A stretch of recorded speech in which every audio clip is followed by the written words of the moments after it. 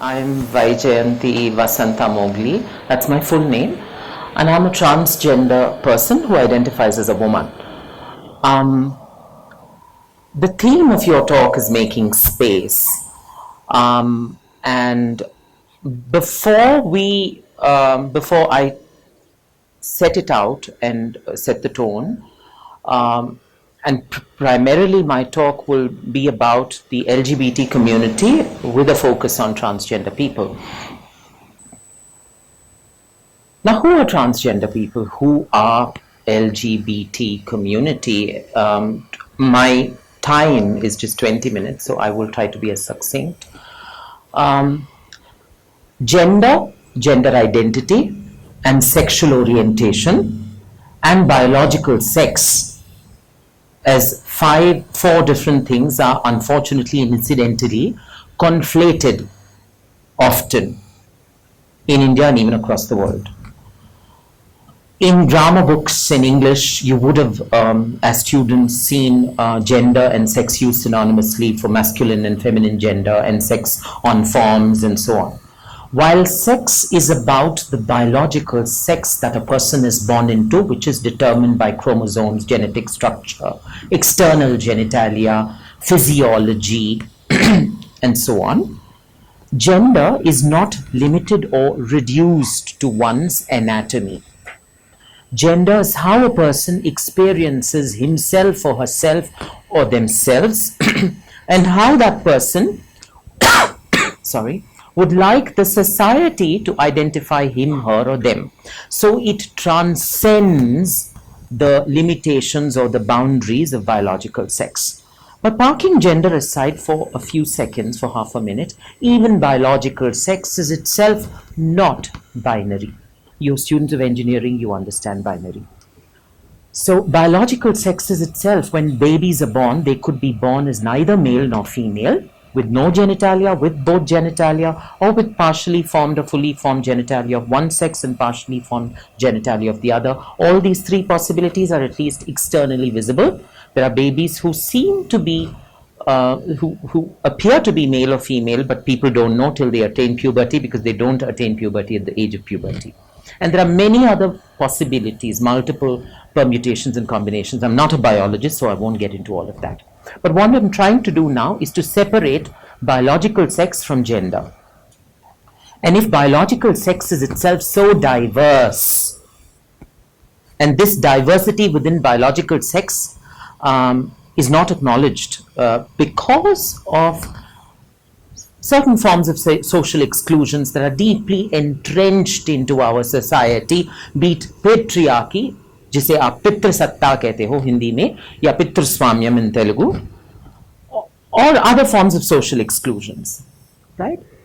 Now, transgender people, coming to transgender people, could be people born into such different bodies at birth, or they may not be. There could be people who are not born into different bodies, who are not intersex at birth.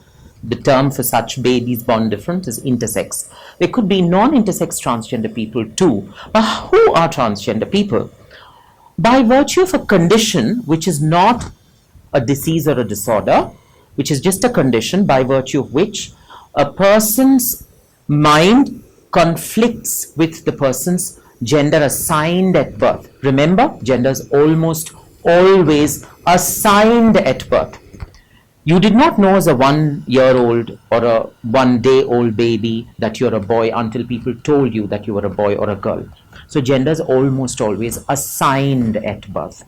And that tends to collide head-on and violently militates in the minds of transgender people, because there's always a conflict between the mind and the body and the gender assigned to that person at birth. This condition is gender dysphoria, as it's called by the American by DSM, Diagnostic and Statistical Manual, and the World Health Organization follows the International Classification of Diseases. Now it's called gender incongruence. It was pathologized earlier. Pathology, study of diseases, disorders.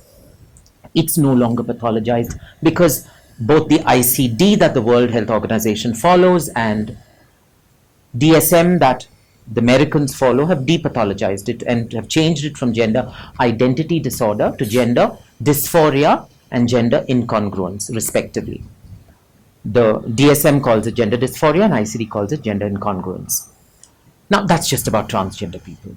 There are people who do not identify with a different gender as compared to the one assigned to them at birth. They may not fit into the heteronormative stipulation that men should only marry women and women should only marry men. And they could have different sexual orientations, and some such people could identify themselves as lesbian or bisexual or gay, and there are many other categories. For the paucity of time, I would limit myself to just them.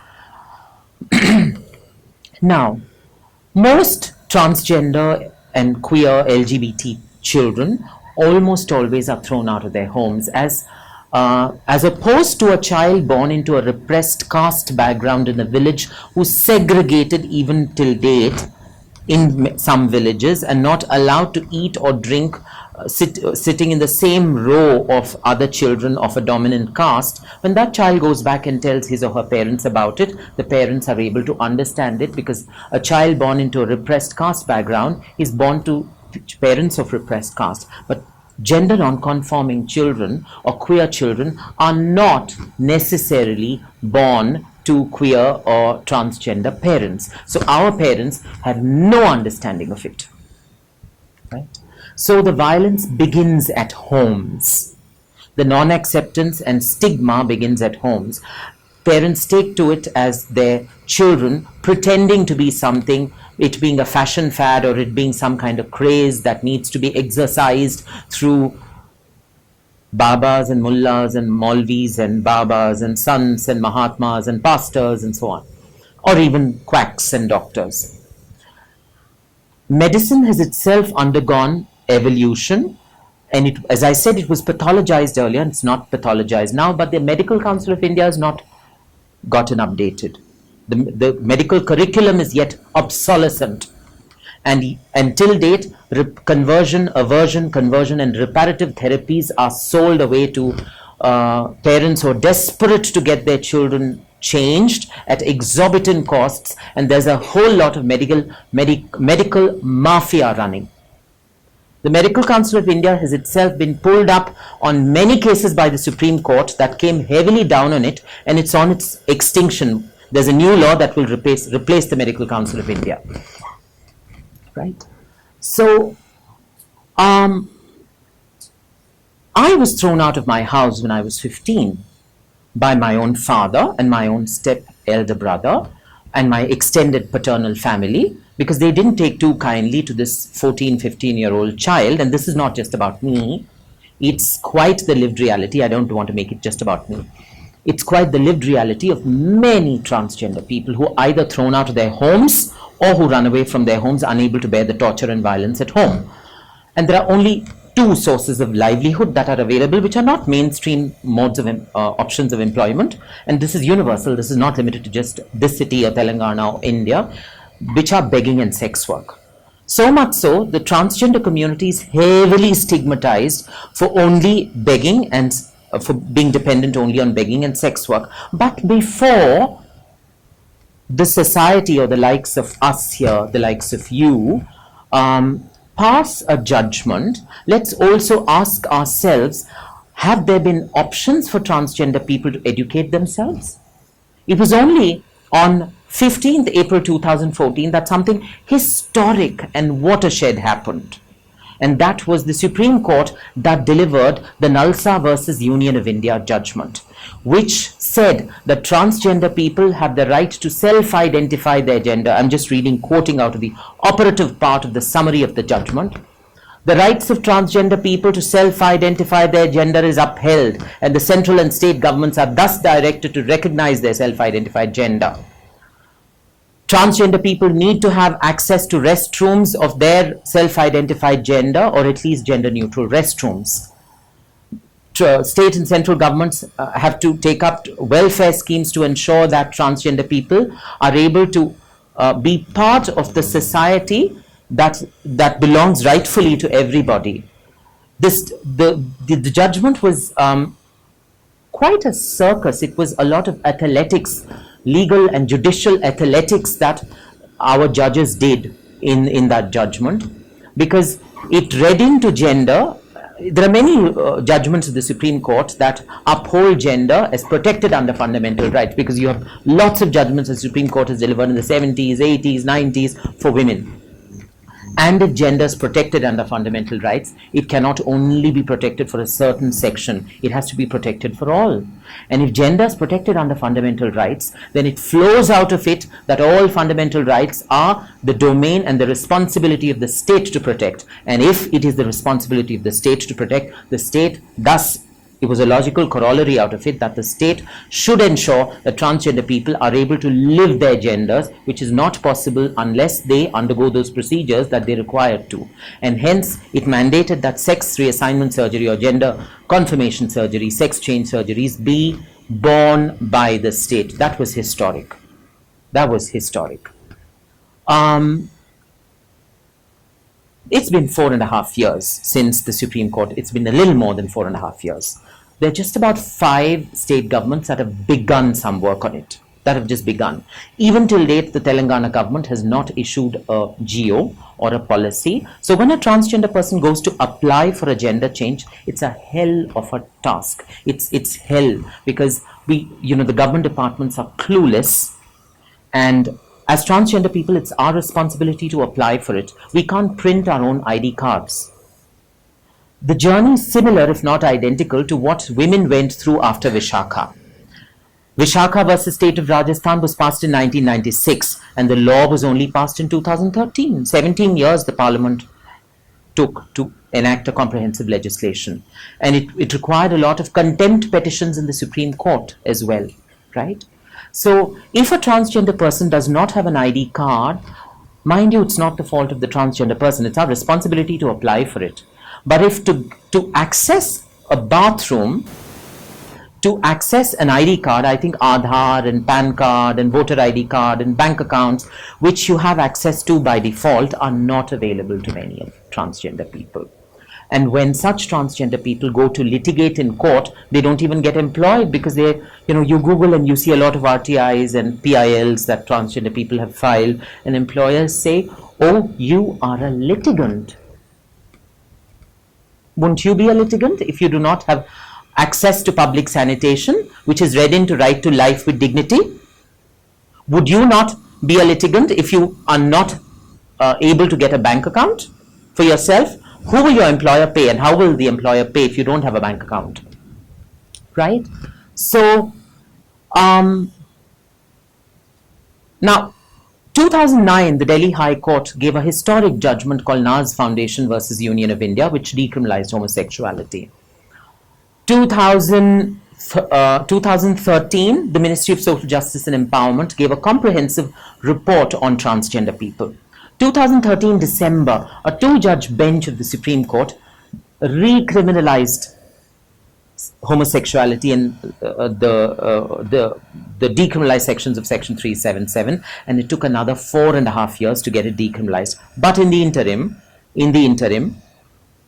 December 2013, the Supreme Court recriminalized homosexuality, but in April 2014, another bench of the Supreme Court of Justice Radhakrishnan and Justice Sikri gave this historic and watershed judgment called Nalsa, which was thrown like a spanner into the wheel of Kaushal judgment. If Kaushal was supposed to be a juggernaut to trample upon the rights of the LGBT community, another bench of the Supreme Court threw a spanner into that wheel through the Nalsa judgment. And then in September 2017 came Justice Puttaswamy and others versus Union of India, the privacy judgment that upheld that privacy is a fundamental right. And that almost broke the wheel. And then came Navtej Singh Johar and others versus Union of India, which decriminalized homosexuality. It is only decriminalized sexual acts or acts of love of adults, consenting adults, consent adults, and in private. Yeah. So, but this is just decriminalization. What about the way ahead? Technically in law, now large sections of the society have ceased to be criminal for their sheer existence, for their sheer identities. And just a month ago, I leveraged that, filed RTIs a year ago, and got the repressive pre-constitutional Telangana Eunuchs Act of 1919 thrown into abeyance by a bench of the High Court of the Chief Justice. Put that into abeyance, stayed the operation of the Telangana Eunuchs Act of 1919. I was the principal petitioner. There are many other laws. And the Navtej Singh Johar judgment is quite a treasure trove of jurisprudence.